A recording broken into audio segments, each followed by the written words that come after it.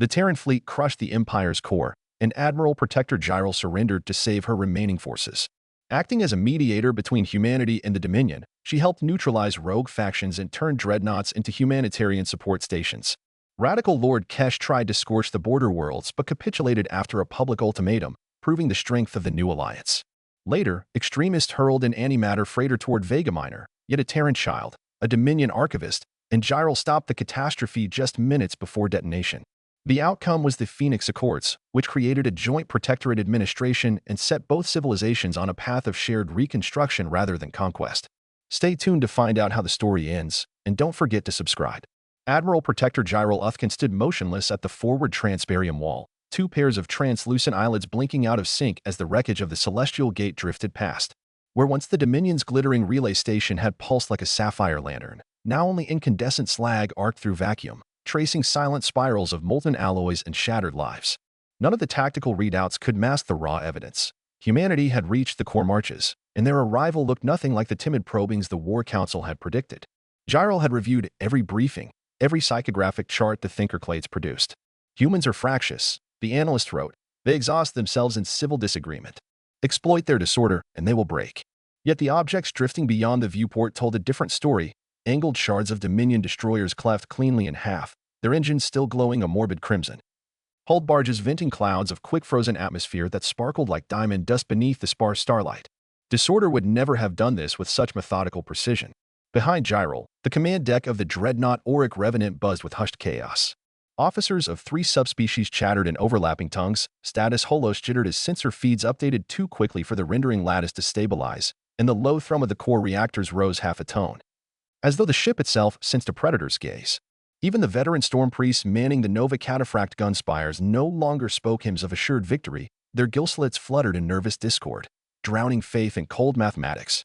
Proximity envelope breached, tactical intoned, voice tight as skein wire. Multiple Terran signatures on vectors sunward. Count, 19 correction, 32. Mass correlation fits new capital configuration we've not logged before. New. Always new. Humanity's ability to iterate in the middle of a firefight was the one variable the Dominion's centuries of doctrine had never solved. Gyral remembered intel footage from the earlier Phobos Ridge engagement, human cruisers literally printing replacement armor plates while trading broadsides, hulls shimmering with liquid metal that cooled into fresh layers between volleys. The spectacle had looked like sorcery masquerading as industry. Admiral Protector, Signaler First Sparkvar whispered, his frills paling from cobalt to ashen pearl. We have intercepted a broadband declaration. Hashkeys confirm United Terran Fleet authenticity. It is addressed to all Dominion assets present. Gyral flexed a claw, forced calm into her third set of lungs, and nodded. Put it through. The main hollow blossomed with the image of a single Terran officer, mid-30s in Dominion terms, square-jawed, eyes reflecting the stark whites of a command bunker's fluorescence. No metals glinted on the matte black vac suit. Only a single silver glyph set over the heart plate. Delta, the Delta mark the Terrans used to denote decisive action, no quarter. Recent translators rendered it verbally now as Delta Mark, and the very pronunciation scraped the deck like steel on stone. This is Commodore Alara Singh of Task Force Revenant. The irony of the shared name struck Gyral like static. Dominion vessels. Disengage all weapons and stand down propulsion. You are trespassing in sovereign Terran space under Codicil Echo 13. You have 1 standard minute to comply. The message cut, replaced by red-line chronometers ticking down 60 seconds that felt like heartbeats exposed to vacuum. Somewhere behind Gyral, a junior navigator hissed, Sovereign Terran space? We're 76 parsecs from Sol. Another voice answered, brittle with dread. They expanded the definition after the Caligari armistice. Anywhere Dominion guns point at Terran worlds is their space now. Gyral wanted to bark a reprimand, to restore discipline with the sharp certainty of rank, but the words fossilized behind her teeth. She remembered how the Dominion had once laid similar claims, how provinces became protectorates overnight because an admiral declared so with enough firepower to write the edict in the ionist veils of a conquered sky. Now humanity mirrored the tactic, but their ink was colder, their parchment devoid itself. 30 seconds. Sensor overlays bloomed with new contacts, microwarp flutters that speared into Riospace like nails. Every arrival slotted seamlessly into a 3-tiered lattice surrounding the Dominion flotilla, closing apertures before Gyral's gunners could so much as align a predictor. And each Terran hull wore the same scarlet emblem, the Delta mark, stylized now as if carved by sunlight through blood. Targeting grids report total lockout. Weapons murmured. They're blanketing us with synchronized ECM webs. Our lance batteries are reading ghosts. 20 seconds. Gyral's breath tasted of copper and ozone fear. Yes, but something else too, a grudging, obsidian shard of admiration. No empire in 18 centuries had maneuvered like this within a gravity well.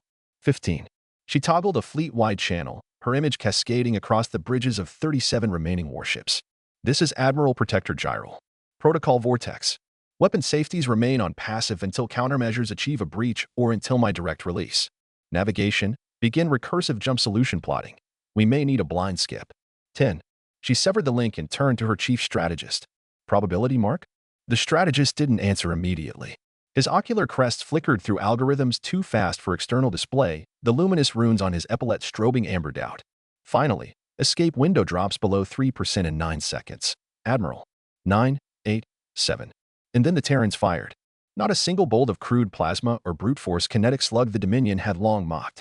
Instead, needles of coherent graviton shear lanced across vacuum, invisible save for how metal split open in their wake. The Dominion frigate Luminous Folly tore in half without explosion, simply ceased between frames, each chunk drifting on unchanged velocity as though some god had edited reality with a scalpel. Gyral's Pridezinger voice tried to command evasive vectors, but the order collided with the tidal wave of panicked shouts clawing through the comma-second frigate folded in on itself, hull imploding until it resembled a crumpled sculpture of dull amber. Jump solution unreachable, navigation gasped. They've collapsed local metric channels. Every path knots back toward their interdiction hub. Another Dominion captain screamed across FleetNet, begging for authorization to scatter. Gyral silenced him with a hard-coded override. Scattered pieces simply died alone instead of together. Some part of her still clung to the illusion that Unity offered survival. Then Commodore Singh's voice returned, dispassionate amid the chaos. This is your final extension. Power down or be rendered inert. 60 seconds. Singh, Gyral realized, hadn't even raised her tone. To the human Commodore, this massacre was administrative. Necessary. Routine. On every Dominion display, the second countdown resumed. Gyral's vision tunneled. Memories flooded her, a cadet at the War College tracing grand flanking arrows on antique star charts, the roar of triumphant crowds as she accepted the scepter of command, the Emperor's whisper, bring them to heel. And history will remember your name. History would indeed remember her name. But not as the architect of victory. Her legacy would be the moment an old empire looked into humanity's eyes and finally understood the phrase, prey species with nothing left to lose. 30 seconds. Gyral inhaled, both sets of lungs swelling until pain sharpened thought. She opened a private channel to the Dominion High Citadel orbiting 5 light minutes out. Only static answered. Terran pickets had already severed the relay. Options depreciating. She replayed tactical footage of the graviton needles. The energy required exceeded anything the Dominion considered field portable. These Terran hulls were smaller than her own battlecruisers, yet mounted weapons that rewrote physics. How? A sudden, terrible clarity blossomed. The Dominion sought to master the galaxy through doctrine written in stone. Humans wrote theirs on water, constantly erasing lines to redraw a sharper edge. To fight that was to duel a mirror while drowning. 15 seconds. Gyral flicked a single talon across the comm rune. Fleet-wide override. Initiate Alpha Velum ceasefire. Power down main cores to 20%. Redirect surplus to shield damping for humanitarian protocol. The words tasted like ash, but she forced them out in crisp cadence. A ripple of acknowledgments flashed, uneven at first, then steady. Lances dimmed. Reactor hum softened. Across the shattered line, Dominion cruisers heaved as if exhaling centuries of arrogance. 5 seconds. Terran command. Gyral transmitted on an open band, letting the weariness bleed through the stately grammar. Dominion forces comply. Main drives in low idle, weapons safed. Request terms for prisoner exchange per Cosmic Accord 49. The timer vanished. For a heartbeat the void held its breath. Then the Terran formation eased forward, still lethal, but no longer a hanging blade. Commodore Singh's visage reappeared, the delta mark pulsing like a heartbeat over her chest. Compliance verified, she said. Hold position and prepare for boarding inspection. Any hostile act void surrender. A pause, a fractional tilt of her head. You made a pragmatic choice, Admiral Protector. The channel closed. Gyral sagged, claws scraping the deck grating. Pragmatic. Yes, and utterly damning. Because survival here meant bearing witness as humanity wrote a new order, one forged not in the Dominion's image of regal permanence, but in the crucible of relentless adaptation. Somewhere behind her, storm priests extinguished the Nova Cataphract's sacred flames. The deck lights dimmed to the color of cooling embers, as though the auric revenant itself mourned. Yet beyond the viewport, Terran ships maneuvered with silent confidence. boarding rigs blossoming like iron flowers ready to graft themselves onto Dominion hulls. Gyro closed all but one set of eyelids and whispered an old prayer, not for victory, nor even for mercy, but that she might live long enough to understand the engine driving humanity's impossible ascent. For in that understanding, perhaps, lay the only path for a broken empire to avoid final extinction. And if such comprehension came too late, then the stars themselves would burn with the echo of the Dominion's folly. Steel-gray boarding umbilicals locked against the Auric Revenant's flanks with a hollow clang that reverberated through every bulkhead. Gyro felt each impact in her marrow, as though strange Terran heartbeat rhythms now replaced the old pulse of Dominion command. The internal sensors registered dozens of hull penetrations, surgical, non-explosive, controlled. Humanity could have shredded corridors with breaching charges, but they preferred openings cut by Ionis diamond saws that left barely a curl of scorched alloy. They wanted prisoners alive, databanks pristine, proof of dominance etched in restraint. Marines in mad obsidian hardsuits flowed through the breaches like ink poured into water. Their armor bore no rank insignia, only the minimalist delta mark at each pauldron, a glyph as stark as a blade silhouette. As they advanced, helmet visors ran real-time overlays, Dominion physiognomic weak points, corridor schematics, predicted firing arcs. Gyro watched them move with a unity that belied humanity's reputation for improvisational chaos. Here, every gesture meshed like clockwork gears. Bridge bulkhead doors parted. For Marines entered first, silent, rifles trained. Behind them strode a figure in an officer's half-armored coat, Commander Mara Ortega, Singh's deputy for live captures. Ortega's stance was relaxed but core steady, as though every line of her frame measured firing angles subconsciously. She scanned consoles, noticed the dimmed weapon indicators, and inclined her head the slightest degree. Admiral Protector Gyro Lethkan? Her accent clipped vowels, a variant Gyro's translators tagged as Terran Pacific Iberian. I am she, Gyro answered, clearing static from her throat crests. She stepped away from the command rail, claws visible, palms outward. Displays flickered crimson but remained locked to passivity. Ortega gestured, and two Marines took post at the primary NAV node, connecting data spikes. Per surrender protocol Delta Gamma, we're initiating system imaging. No shipboard process will be altered or deleted, but all logs will be mirrored to a sealed Terran core. She pronounced the terms as though reciting weather advisories. Your crew will assemble in Cargo Bay 3 for triage and registration. Medical care is available. Compliance reduces processing time. Compliance. Triage. Words that disguise the brute fact. Occupation had begun. Gyro signaled her executive officer with a subvocal chirp. The EXO relayed across internal channels, and the bridge intercoms answered in a subdued chorus, acknowledgments tinged more with exhaustion than defiance. Yet even in surrender ceremony, sparks of Dominion identity flared. Sensor Chief Lethvar, plum-scaled veteran of the Orion quarantine, stepped toward a Terran technician, jaw spines rising in indignation. Do you pry open the private nodes as well? The star chants of our ancestors. The Marine by the console paused, eyes soft behind translucent visor glass. Cultural nodes flagged exempt by the Accord, he said evenly. Our AI filter quarantines them. We take memory seriously. He tapped the console, uploading the exemption list. Lethvar's spines folded back, confusion dampening anger. Humanity had anticipated even spiritual offense and routed around it with algorithmic tact. Gyro noted the moment, filed it for future contemplation. Terrans fought with ferocity but stitched their war in threads of calculated empathy, a disquieting duality. Commander Ortega turned to Gyro again. Commodore Singh requests your presence in Shuttle Bay 12 within 30 minutes. High-value detainees will be transferred to Task Force Command for preliminary negotiations. The phrase hung ambiguous. Negotiations implied some leverage still existed, even after decisive defeat. Or perhaps the Terrans needed signatures for formal dissolution, the paperwork of empire breaking. I will attend, Gyro said. Her voice held only the faint tremor of fatigued air sacs. She unfolded her crest fins in the Dominion salute, an instinct more muscle memory than pride, and signaled her honor guard, now reduced to a quartet of bruised shock troopers. Their once gleaming carapace armor bore scorched pits where Graviton Shear had slagged sister ships. They stacked weapons on the deck, opting for ceremonial blades no scanner flagged as threat. Ortega observed the ritual without comment, then keyed her helm. Bridge secure. Phase 2 quarantine begins. Marines fanned through adjoining corridors, tagging bulkheads with adhesive sensor wafers the size of thumbprints, temporary eyes ensuring no data slippage. Gyro realized the humans would know her flagship's internal layout better than her own cadets within an hour. 30 minutes. She stepped from the bridge into a lift that smelled faintly of burnt capacitors and adrenaline. The doors slid shut, plunging her and two escort Marines into a hush broken only by actuator hum. Her compound eyes reflected in the polished alloy, pupils dilated, crest tinctures muted. She looked small beneath Dominion war raiment. Strange how surrender shrank not just authority but physical presence. "Admiral," said the Marine on her left, voice modulated by helmet vocoder yet warm. Almost conversational. "Environmental readings show stress metabolites spiking in your species when core temperatures dip. The shuttle bay maintains Terran norms. We can adjust to Dominion preference if that eases transition." Gyral blinked, taken aback. "Courtesy at a molecular level?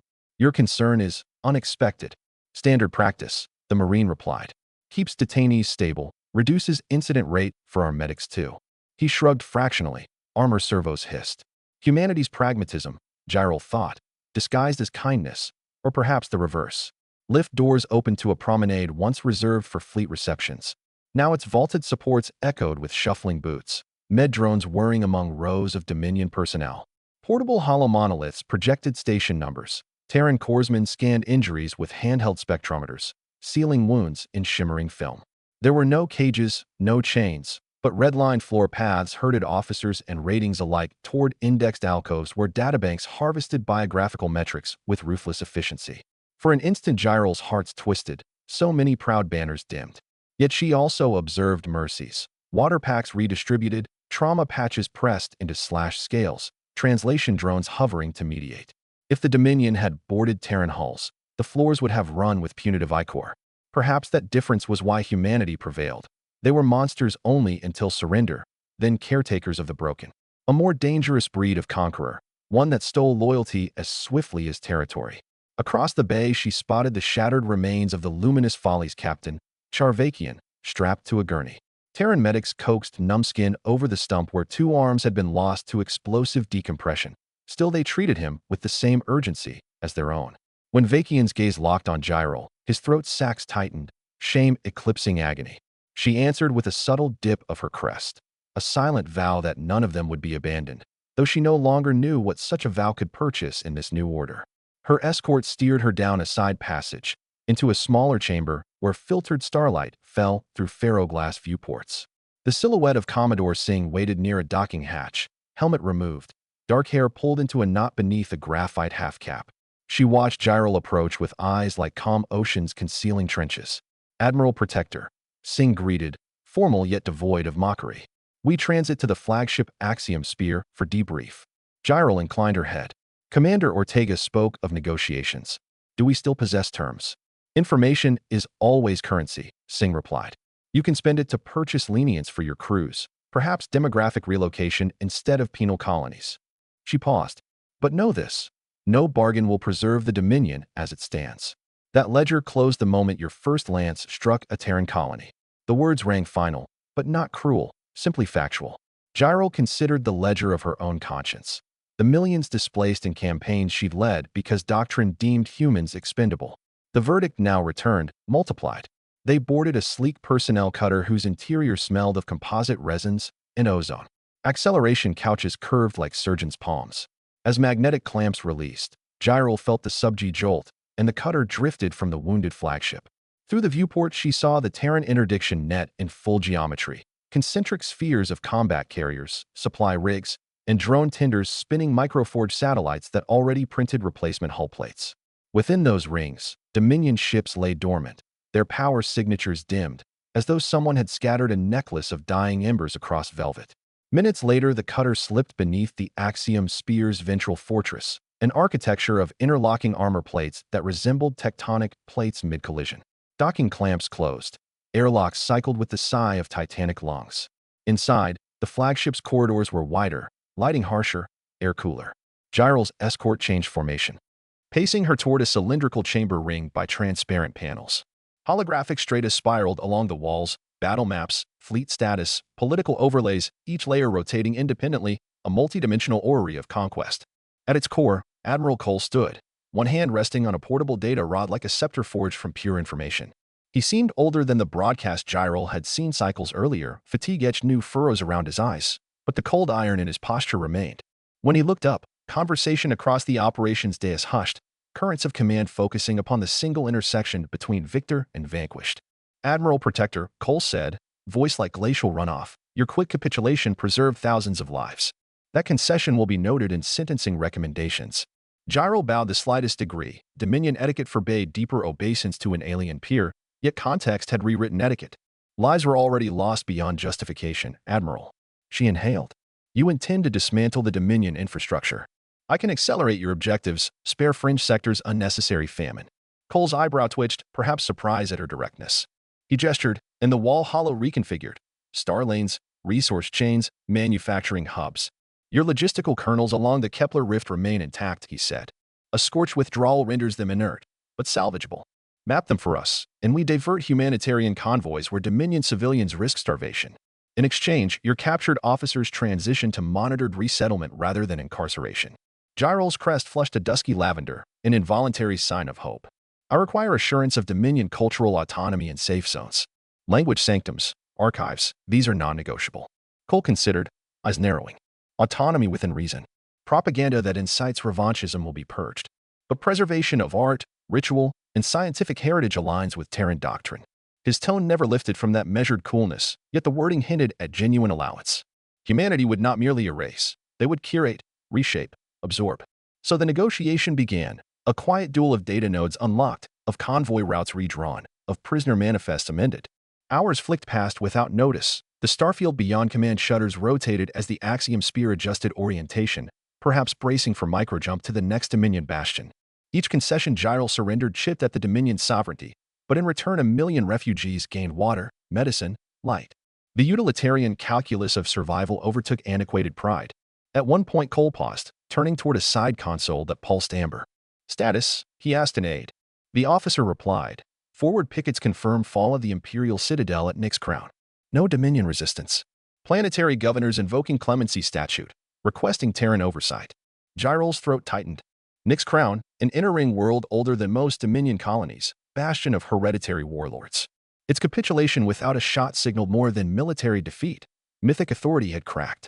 Without capital fleets, local rulers chose Terran governance over Dominion collapse. Cole acknowledged the report with a curt nod.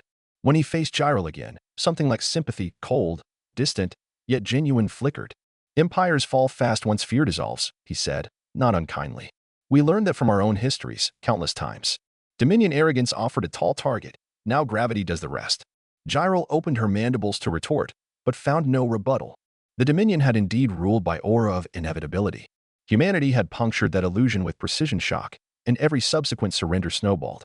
She remembered classroom axioms. Momentum of perception outweighs momentum of mass. The lesson had returned, reversed. Their parley stretched into Terran night cycle. Coffee aroma drifted from a service drone. Cole declined rest, eyes flicking across data streams as if sleep were a wasting luxury. Gyro finally requested a pause, biology demanded. A junior officer guided her to a private quarters module repurposed as temporary dignitary holding. It was Spartan, a cot, hygiene alcove, a transluminal viewport presently shrouded. Yet on the table lay a steaming carafe of mineral-balanced hydration solution tuned to Dominion palate. The gesture struck her like a subtle dagger. Conquerors attentive to captives' biochemistry signaled long-term ambitions. One does not feed what one plans to annihilate. One feeds what will be integrated. Exhaustion claimed her quickly. Dreams came fractured.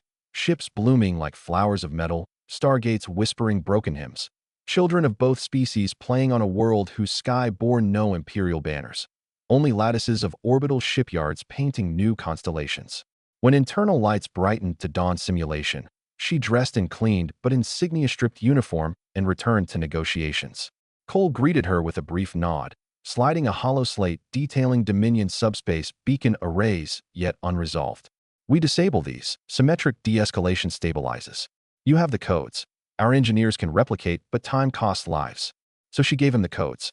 With each string of glyphs transmitted, she felt the Dominion's beating heart slow, but civilian star lanes warmed in reply, free of military tariffs. A different heartbeat emerged, irregular yet hopeful. By the second cycle's end, accord drafts stacked like ghostly parchments in the hollow dais. Phased disarmament schedules, cultural preservation charters, joint disaster relief corridors. And underlying every clause, an unspoken understanding. Humanity would not relinquish the Delta Mark standard. The galaxy would henceforth factor Terran will into every equation, because the Terrans had learned to imagine themselves not as pawns on other empires' boards, but as architects of the board itself. When Cole finally closed the last file, he exhaled, perhaps the only sign of fatigue he permitted. Your cooperation saves months of blood, he said. History may seat us on opposite sides, Admiral Protector, but it will record that you chose survival for your people over stubborn martyrdom. Gyral answered with tired candor. Survival remains an art. I witnessed yours. I would study it rather than perish refusing the lesson. Cole's jaw tightened, a flicker of something unreadable. Respect? Sorrow? Wariness of the student humanity had just bested? Before he could mask it fully, an alert chimed. Soft, yet urgent. He touched his earpiece, listened, eyes sharpening. Understood, he said curtly, then faced Gyral. External event. Another Dominion sector lord refuses surrender. They're projecting scorched earth tactics on 3 perimeter worlds. He straightened, armor joints creaking. I depart in 30 minutes with the Axiom Strike Group. Gyral felt icy dread coil anew. A cornered Dominion remnant could slaughter billions in spasms of pride. She swallowed. Allow me to broadcast to their command nodes. My voice may temper madness. Cole considered. Perhaps. But your image still signals hierarchy. They may dig deeper rather than concede. Then bring me along, Gyral pressed. On open channel, flanked by Terran officers. Let them see the consequence of defiance and the possibility of mercy in tandem. Silence lengthened, broken only by the faint hum of the flagship's reactors. Finally, Cole gestured to a comms aide. Patch her remote feed during approach. We'll test your leverage, Admiral Protector. Gyral inclined her head, a gesture stripped of grandeur yet laced with resolve. She had lost a war, but perhaps could still win fragments of peace for worlds hanging at the brink. As she left the command dais, escort in tow, she glimpsed a hollow window displaying Terran shipyards already assembling modular relief habitats stamped with dual crests. United Terran Fleet entwined with a stylized Dominion Phoenix rendered in silver, wings unfurled but scorched at the tips. The emblem was half salute, half warning. Rise anew, but never as before. In that emblem, Gyral read the future. Painful, tangled, potential rich. Empires crumble, but cultures adapt. The Dominion would fracture into shards. Some might fossilize, others ignite into something stranger, perhaps better. And humanity, once dismissed as chaotic upstarts, would stand in the forge light, hammer in hand, shaping tomorrow's order with every blow struck, tempered, they claimed, by the memory of near extinction. Whether the galaxy benefited or bled beneath that hammer was yet unwritten. But one fact shone undeniable. History's script no longer belonged to the old powers. It sat now in Terran hands, and in the choices of those who, like Gyral, decided to read aloud rather than burn the pages unread. The assault cruiser Axiom Spear peeled away from its stationary orbit, main drives blooming white as shattered quasar light, and pushing 900,000 tons of composite armor into a shallow microjump arc. Admiral Cole had chosen speed over brute mass. Task Force Omega Vale consisted of only 6 line destroyers, 2 hospital carriers, and a lattice of escort drones knitted together by quantum mesh. Small by Terran standards, but swift enough to intercept the Dominion's renegade lord before his doomsday protocols ignited 3 border worlds. Gyral Uthkin stood inside the forward stratigraphy bay, a hollow cylinder whose walls projected everything from gravitic tides to probability spectra. Around her, Terran analysts moved with uncanny calm, flitting from node to node like scholars among scrolls. Each wore the same muted black utilities, the delta mark displayed only on tiny lapel pins. No ostentation, just the signal that they operated under total war directives. In her days as Admiral Protector, Gyral had commanded on the notion that information should cascade from the top, massaged and filtered. Here, data torrented laterally, shared instantly across every console. A junior ensign cross-referenced local agricultural outputs with evacuation capacity on the same pane, where a veteran tactician plotted hypersonic strike windows. The Terrans trusted specialists to improvise in the open, a philosophy that once seemed reckless but now hummed with living synergy. Cole entered, gaunt features limned by amber status lights. 15 minutes to real space insertion, he said. Our objectives: neutralize Lord Paramount Kesh's Cataclysm fleet, secure cryo-shelters on Delphus, intercept Scorcher drones over Kepler Y, and broadcast capitulation terms across the sector before panic metastasizes. You are voice 1 on the ultimatum channel. Gyral's throat sac tightened. Will Kesh listen? He was bred in the Citadel barracks, pride forged into his endocrine code. He'll listen, Cole said, because we're going to cut every engine in his flotilla before they finish spooling. Pride is loud, but silence around you is louder. He nodded to comms. Route Gyral's feed through my command spine. She speaks concurrent with my strike order. Moments later, The gentle vibration of the axiom spear's null-polar coils resolved into the stomach-dropping lurch that marked transition from ripple space to normal vacuum. Stars snapped fountains of rainbow distortion back into hard pinpoints, and ahead loomed Kesht's bastion. 3 dreadnoughts chained by mag cables to a skeletal citadel station, its core glowing with reactor buildup. Gyral's translator earpiece clicked live. An aide gestured. On air. She forced her second lung to exhale slowly, then spoke in old court Dominion cadence, the measured baritone of edicts carved into marble. Lord Paramount Kesht, heir of the Iron Mantle, you address Gyral Uthcan. The High Council is dissolved. The core fleets are shattered. You stand not at the brink of victory, but on the edge of oblivion you will bring upon your own vassals. Power down your primaries and release civil vessels. The Terrans will not strike first if you obey. Silence answered, stretched thin as event horizon skin. On tactical arrays, Dominion vessels held formation, but their lance batteries cycled hot. Reactor run-up graphs climbed jagged red. Cole raised 2 fingers. Batteries aboard the Terran destroyers whispered coherent graviton lances. No flare, no thunder. Only icons on displays flipping from green to black as Kesht's engines collapsed into static. 1 Dominion dreadnought twisted, inert mass drifting like a slain leviathan, venting silver methane clouds across the void. Across secured fleet net, Cole's voice stayed level. Remove their motion, remove their noise. Leave them heartbeat enough to choose. Gyral spoke again, layering urgency over flinty calm. Kesht, the next volley seeds your magazines. Stand down. You fight ghosts that already devoured the heart of the Empire. Preserve what can be rebuilt. A reply spit through subspace, distorted by spike jammers. Kesht's tone dripped contempt. You parade imperial shame, Gyral. Better the border burns than kneels to apes. Cole's gaze hardened. His hand hovered near the fire authorization rune. Gyral lifted her crest, signaling pause. She leaned toward the mic. Do you recall the parallax duels, Kesht? You were 12 raids deep, proclaiming no alien could fly within your spiral kill box. I defeated you in 19 moves, then spared your flotilla so the council might see honor among rivals. I ask no debt, only memory. Comms hissed. Then Kesht's voice returned, brittle. You were the Empire's brightest edge. How did you break? I watched Earth survive the break I aimed at it, she said. And in the reflection, I saw the Dominion's mass crack. Pride fed us lies. I choose truth now. Another beat. On sensor halos, Dominion shield lumens flickered, then dimmed. Weapon capacitors drained to safe mode. One by one, dreadnoughts broadcast surrender codes. Station core dropped from critical to standby. Cole let out a breath. He signaled engineering crews forward. Boarding tugs detached from their cold berths and shot toward the inactive dreadnoughts, tractor webs glimmering like moonlit spider silk. Medical barges arced for Delphus's upper atmosphere, where 2 billion civilians huddled in crust-deep bunkers awaiting a firestorm that would no longer come. Gyral sagged against a bulkhead rail, exhausted yet fiercely alive. In 15 minutes, she had done more to save Dominion lives than in decades of warfare. A Terran corpsman offered her a sealed hydration bulb. She nodded thanks, mandibles clicking against the polymer straw while electrolytes soothed aching muscle ventricles. Cole stepped beside her. Effective leverage, he murmured. We neutralized a sector without planetary bombardment. Because you gave me the channel, she replied. Your calculus of mercy is ruthless. Mercy that fails strategic math is sentiment, he said. Mercy that succeeds becomes doctrine. Operation after operation unfolded with similar rhythm. At Kepler Y, a swarm of Dominion Scorcher drones, automated fusion bombs with rudimentary guidance, streaked toward the upper stratosphere.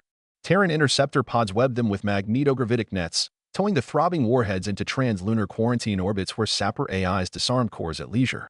On the ground, Dominion agrarics watched spectacle trails fade and realized their harvest would survive another season. Some wept. Others cursed and fell to knees, unsure whom to thank. Throughout it all, Gyral served as living cipher, decoding archaic transponder stamps, persuading holdout captains to power down, translating honor codes into Terran legal vernacular. She slept in 4-hour slices, her dreams stitched with conflicting allegiances, yet each waking saw another convoy rerouted from famine, another city spared kinetic sterilization. But not everyone bowed to new gravity.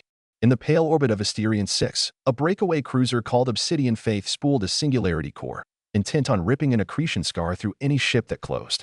Cole assigned the destroyer Calder's Wrath and a brace of picket knives to pin the cruiser while a stealth boarding element sliced entry through coolant vents. The Dominion zealots fought room to room, venting corridors to spin Terran Marines into vacuum, overloading pulse mines that cooked alloy beams cherry red. Gyral watched tactical feeds where body cams flickered with muzzle flash strobing across gunsmoke. She recognized old comrades among the defenders, faces painted with cultic ash, eyes ablaze with final stand fury.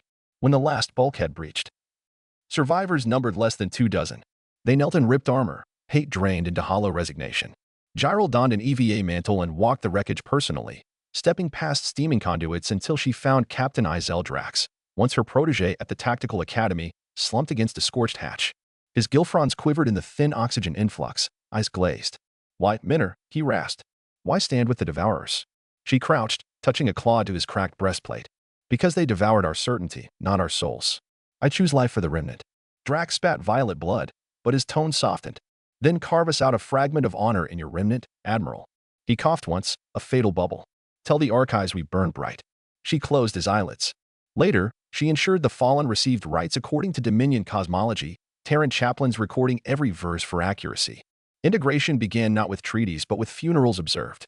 News of the swift pacification raced down jump corridors faster than official dispatches. Planetary governors abandoned scorched earth orders, opening orbital locks to Terran medics. Black market smugglers flipped allegiance overnight, guiding refugee flotillas rather than weapons hauls. The Terrans paid in declassified fabricators and water condenser pods, stakes in a post-war economy. Where Imperials once levied tribute, Terrans traded infrastructure, portable fusion torches, soil reclamation nanites, decentralized education beacons. The Dominion's frontier, long bled by tithe, now tasted strange prosperity alloyed with humiliation.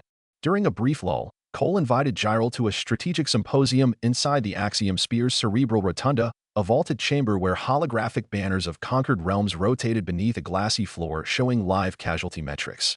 Terran flag officers ringed a dais, their faces lit by algorithmic risk map projections. Gyral took a position at Cole's right, flanked by Singh and Ortega. She felt every gaze weigh her value against her past, yet none dripped open disdain. War recalibrated alliances too swiftly for sustained hatred. Cole addressed the circle. Core objective achieved, Dominion offensive capacity reduced below 5% across 15 sectors. Now we confront Phase 2, governance vacuum. The Dominion's autocratic lattice is gone. If we leave, pirate coalitions or genocidal splinters fill the gap within months. A captain from the humanitarian wing raised a slate. Propose establishing transitional protectorate zones, co-administered by vetted local councils and Terran oversight. We supply security and logistics until civilian self-governance scales. A Marine commander countered, concern etched across scarred cheeks. Occupation breeds insurgency. Too heavy a footprint, we fight guerrillas for generations. Singh tapped to control. The floor hollow revealed demographic stress heat maps. Insurgency scales with perceived injustice. Our policy of targeted mercy has already fractured hardliner recruitment. Maintain transparency, integrate Dominion cultural authorities like Admiral Uthcan, and we dilute resistance cells before they germinate. All eyes rotated to Gyral. She felt the weight but spoke steady. What remains of our society values continuity, history, lineage, ritual. Provide preservation and education autonomy, and my people will adapt rather than revolt. Discussion spiraled through resource graphs, ethos polls, precedent dossiers. By session's close, a framework crystallized. Protectorate charters promising civilian courts incorporating both Terran common law and Dominion honor code arbitration panels. Bilingual academies staffed by joint faculties. Phased consignment of planetary defense to mixed brigades training under Terran advisors. It was not empire, not even federation, but a scaffold bridging ruin and unknown future. As officers adjourned, Cole lingered beside Gyral at the rotunda rail, gazing through transparent hull plates toward Nebula Vale's blooming lilac beyond the fleet. "One more phase," he said quietly, "and we begin true reconstruction." She inclined her head. "You expect sabotage. Old specters rarely die peacefully." "We plan for it," he answered. "But we plan harder for hope." Gyral studied his profile, lines of fatigue carved deep, yet underneath pulsed conviction unmarred. She wondered how many Terrans like Cole would burn out forging this new order, and whether the Dominion diaspora could one day shoulder equal weight. Alarms chimed soft amber, not war tones, but convoy alerts. 3 refugee Orcs translating in from Kesht region, requesting humanitarian corridors. Cole excused himself. Logistics mattered more than reflection. Gyral remained, watching tugs reposition captured dreadnoughts into dry dock arrays. Robot armatures crawled their hulls, stripping weapons, welding atmospheric stabilizers, converting engines of genocide into climate regulation stations meant to heal ecosystems scorched by earlier campaigns. The symbolism struck her with visceral force. Where Dominion had wielded fear as currency, Terrans banked redemption and repurposed steel. Later that cycle, personal mail packets arrived via quantum burst. One contained a recorded message from Gyral's grand mentor, Archivist Lethskar, speaking from a monastery that had survived orbital sieges by virtue of obscurity. His ancient voice trembled. "We endure, child." The Terrans sent grain, medical plasm, They ask access to our star canticles to digitize for posterity. I granted it. Better to share than to crumble unread. He paused, mandibles rasping. I never understood your choice of the naval path. Now I witness its purpose, steering catastrophe into covenant. Know that your name passes through prayer flags tonight. Gyral's eyes blurred, rare for her kind. She archived the message into secure external memory, syllabus for a redemption she had not dared hope for. But dawn on the fifth day brought the fracture point Cole and the analysts predicted. A rogue Dominion fanatic seized a city-sized asteroid tug, slaved core thrusters to maximum, and aimed the hurtling mass at the primary Terran relief depot orbiting Delphus. Terran interceptors scrambled, yet Delta V and trajectory promised catastrophic impact before they could mount a full-spectrum deflection. Cole diverted 2 destroyers, but even their graviton shear beamed at full output risked fragmenting the asteroid into shotgun debris. Countdown, 26 minutes. Gyral studied the parameters, thought of Kesh's surrendered dreadnoughts now powerless but structurally intact. Ram it, she told Cole. Scuttle a dreadnought. Use demi-jump impellers to nudge mass vector. She outlined QuickTime. Strap portable field projectors along its spine, slave navigation to Terran helm, jump piggyback half a light second, exit on collision tangent. Impact angle plus magneto tethers would drag the asteroid into a safe barycentric loop. Cole calculated on split screens. The solution risked vaporizing both hulks and showering hull shards across orbital lanes, but less deadly than depot annihilation. He keyed Singh. Get me a skeleton crew. Gyral, would your former engineers mind scuttling their flagship to save Terran civilians? She grinned, crest-flaring cobalt pride. They will volunteer. Within 8 minutes, Dominion technicians vacated the powerless dreadnought Crown of Dawn while Terran tug packs welded distortion drives into its keel. Gyral rode the last shuttle off, gripping stanchions as engineers sealed hatches with explosive polymer. Countdown, 11 minutes. In the command bay, Cole watched telemetry. At T-005:00, the improvised battering ram blinked out of reality, microjumping via piggyback to an exit vector a mere 200 kilometers off the rogue asteroid's bow. At T-004:59, both masses met. Unstoppable aggression versus a movable sacrifice. The collision birthed a corona of molten fragments, but projected cones funneled majority mass into a slingshot trajectory that curved harmlessly past the depot and into Delphus's upper asteroid belt. Cheering erupted across Terran and Dominion channels, pure exhalation of terror averted. Cole let a rare smile crack his facade. Gyral, still strapped in a shuttle seat, closed her eyes, picturing the Crown of Dawn's final moment. A symbol of fated tyranny redeemed as shield instead of sword. In that fiery death, she found a strange solace, a prophecy of how the Dominion itself might atone. Cleanup teams spent hours tracing debris, but casualties registered 0. During the debrief, Cole addressed Dominion volunteers first, commending their courage. He invited their representation on the newly formed Joint Catastrophe Response Council, a gesture worth 100 treaties. Gyral lingered near the dais afterward. Cole approached, voice low. Your gamble paid. Because you trusted an opponent. She tapped the Delta Mark insignia on his sleeve. Perhaps that is its hidden meaning, decisive action. Yes, but also decisive faith. He considered. Faith can be weaponized. But sometimes you aim it at despair. Outside the viewport, captured dreadnought skeletons glowed in furnace lamplight, reborn as organs of restoration. Gyral imagined billions across the shattered empire looking skyward, seeing old engines of oppression become auroras of hope. The future still teemed with pitfalls, insurgents, scarcity, wounds that bled beyond physical flesh. Yet momentum had shifted irreversibly toward reconstruction built by two peoples once convinced of mutual annihilation. She drew a slow breath, tasting recycled air mixed with faint citrus, Terran engineers' habit of scenting ducts to mask lubricant fumes. It smelled like sunrise after toxic storms long past. Gravity sirens keened through the transhub above Vega Minor as kilometer-long freight cylinders decoupled from their tethers and slid along luminous rails toward the half-built Protectorate Citadel. Under the station's vault of graphene and starlight, engineers in Terran exosuits and Dominion workcrest wrestled magnetic cranes into alignment, laughter and shouted commands melding languages that 3 months earlier had only traded artillery. Admiral Cole observed from a cantilevered gantry, arms folded behind his back. Beside him, Gyral Uthkin steadied a holoslate where tonight's launch code scrolled in emerald runes. The Citadel's core reactor, once destined to power planet-cracking lances, now hummed at humanitarian output, its radiant exhaust refracted through prism panels to bathe the construction yard in shifting auroras. Below, an impromptu orchestra of fusion cutters hissed a metallic lullaby. This place, Cole thought, was the loudest silence he had ever heard, the uproar of potential where conquest could have thundered. His wrist comp chimed, code priority scarlet. He tapped receive. Rathnet relay, Singh's voice crackled, cool but edged. We've intercepted burst traffic off the Procyon Spur extremist cell Aegis Null breached a mothball Dominion antimatter depot. They've armed a Starlifter, payload 40 pterodons, set to jump directly into the Vega minor well. Impact window 4 hours. Cole's knuckles whitened on the railing. If an antimatter freighter translated inside system gravity, the detonation would vaporize every habitat in orbit and scald the planet's upper mantle. Decades of reconciliation would turn to ash before they began. Gyro read the flare of dread across his expression. "Show me trajectory," she said. Singh forwarded the plot, a serrated red line bisecting shipping lanes before dropping steep into orbital plane. Autonomous NAV cores on Terran interceptors were already simulating vector kills, but probability clouds bled crimson. The freighter's relic shielding could shatter under land's fire, spraying subcritical antimatter spheres wider than the debris field they meant to prevent. "We can't shoot it," Cole muttered. "Can't outrun it." "What about hijacking control?" "You just know wipe the command matrix," Singh replied.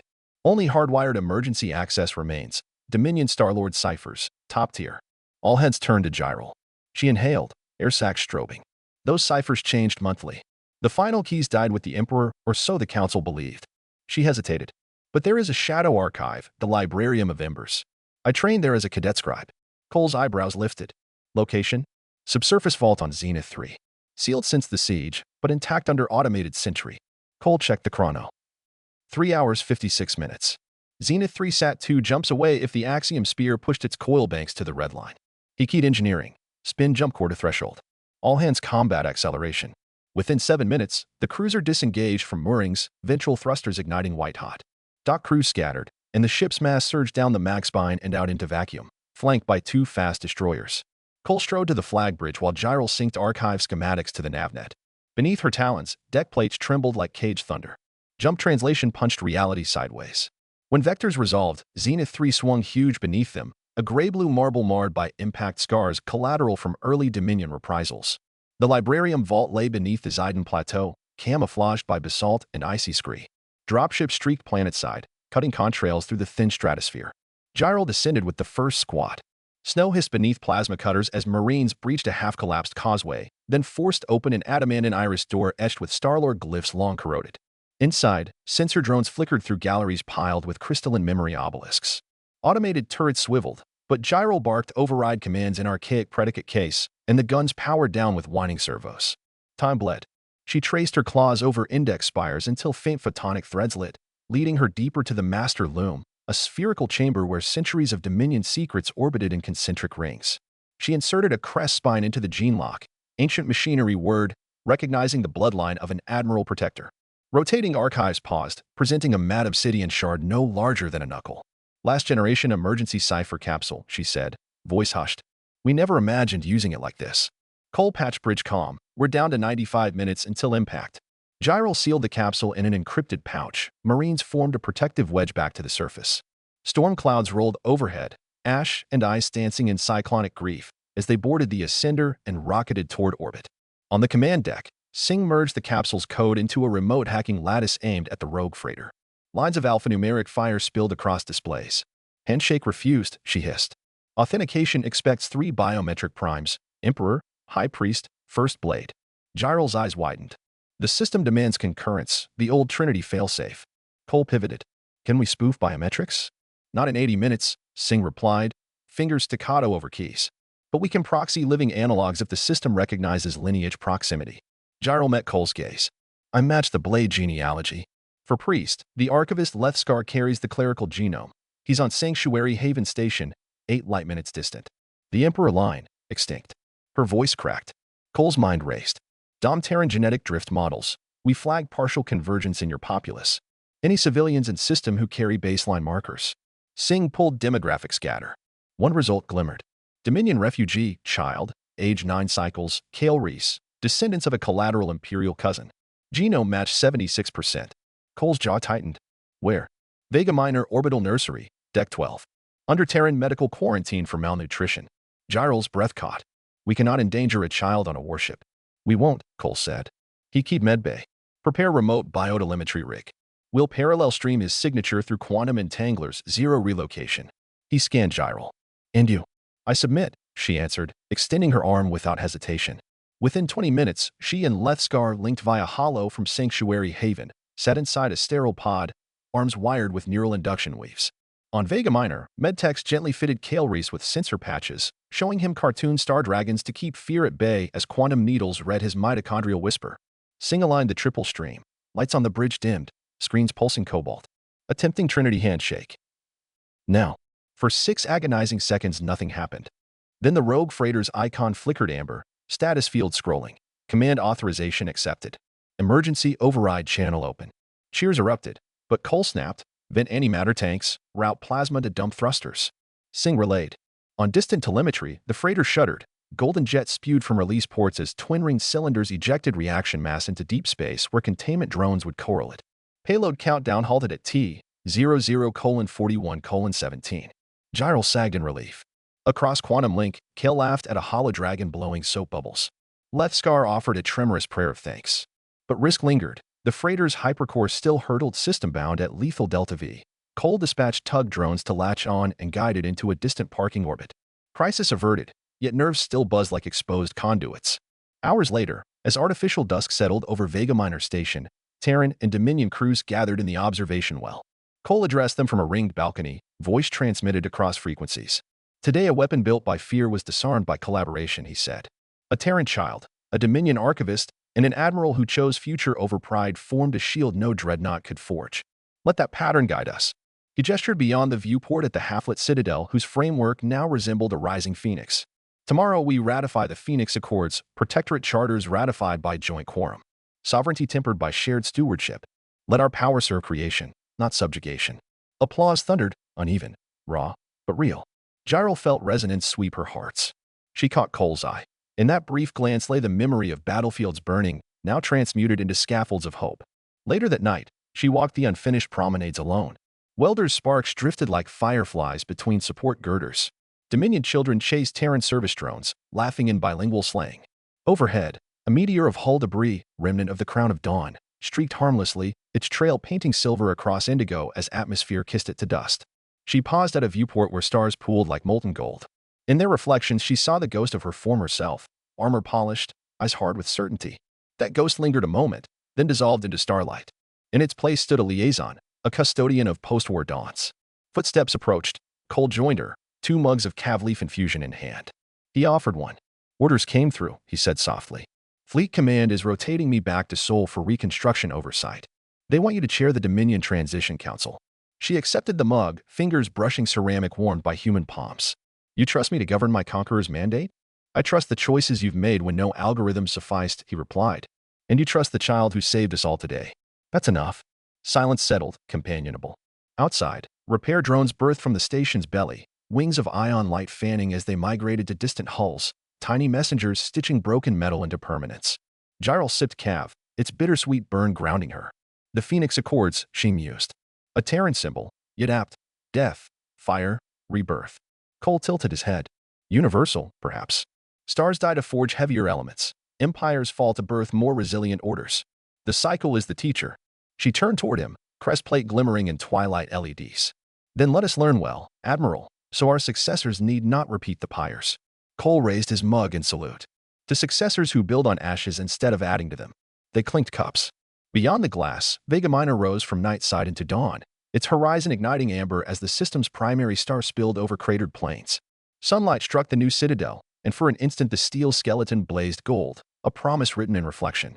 In that radiance, Terrans and Dominions alike could see the outline of a tomorrow neither side could have imagined when the first shot flew, a sprawling tapestry woven not from conquest or surrender alone, but from the fierce, improbable decision to keep living together, even after all reasons to hate had burned brighter than suns. And as engines thrummed, cranes swung, and young voices chorused across multilingual intercoms, Gyral felt the galaxy turn, slow, creaking, but irrevocably, away from the gravity of ruin and toward the uncertain, exhilarating pull of shared creation.